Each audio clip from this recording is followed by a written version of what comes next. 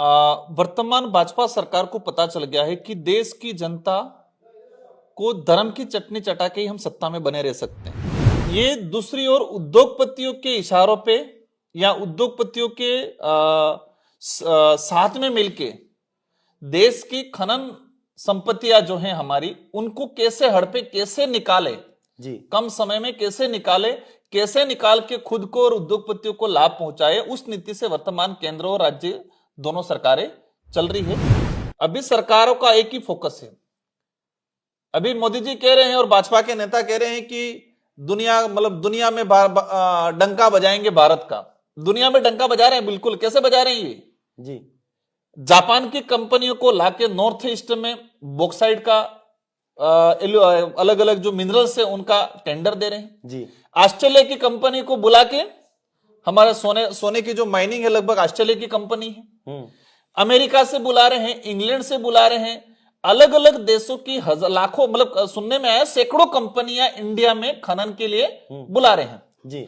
यार, अंग्रेज तो एक कंपनी लेके आए थे, ईस्ट इंडिया कंपनी, और ये सैकड़ों कंपनियां लाके इंडिया में खनन करवा रहे हैं। इंडिया को लूटने का काम वर्तमान में किया जा रहा है। जापान के पास ऑलरेडी, जापान की धरती पे वो मिनरल्स है पर्याप्त मात्रा में जी। अमेरिका के पास अच्छा गोल्ड है जी, कोयला भी है जी।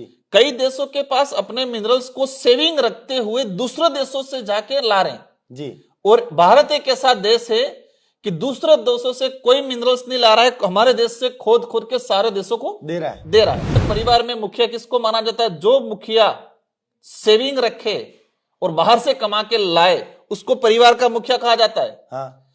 और वो व्यक्ति जो परिवार की जमीनें, जेवरात सारा बेच दे, उसको परिवार का मुखिया नहीं कहा जाता है जी। उसको क्या कहा जाता है? कपूत। उसको कपूत कहा जाता है, दिवालिया कहा जाता है जी। तो ये दिवालिया लोग देश को दिवालिया बना रहे हैं। संविधान के विरोध में वर्तमान सरकारें काम कर रही है।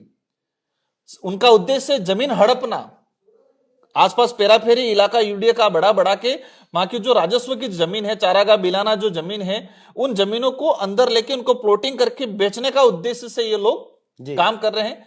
और ये असंवैधानिक है। उसकी लड़ाई भारत आदिवासी पार्टी सड़क पे भी लड़ रही है, सदन में भी लड़ रही है और कोर्ट में भी लड़ रही है। और हमें विश्वास है कि हम जीतेंगे। इन 2 सालों के अंदर मैं कहता हूं कि एक प्री टेस्ट करा लिया जाए चुनाव का जी। डेमो टेस्ट है राजस्थान में जी। 200 विधानसभा में चुनाव करा लिया जाए जी। शायद सीएम साहब की जो खुद की जो विधानसभा है वहां पर भी हारेंगे वो। देखो, दिखावा करने से नहीं होगा जी। आपने कितना काम किया जनता समझ रही है। आप इसको ये कहे कि वो रथ निकाल के ड्रामा करो, वो सब समझ रहे हैं।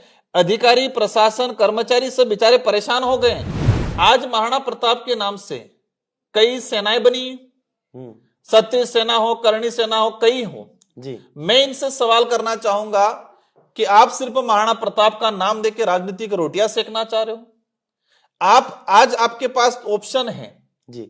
आज आप उस जगह खड़े हो और उस इतिहास को दोहराओ, वर्तमान घटना को दोहराओ कि जो हमारे अस्तित्व या हमारे इतिहास से जुड़ा अरावली पर्वत श्रृंखला है, इसको बचाने के लिए भारत आदिवासी पार्टी के साथ खड़ा रहना है, या फिर अकबर की तरह, जो अकबर हमारी अस्मिता, हमारी जमीन लूटने के लिए आ रहा था, तो उस समय मान सिंह के साथ शक्ति सिंह और जगमाल चले गए थे जी।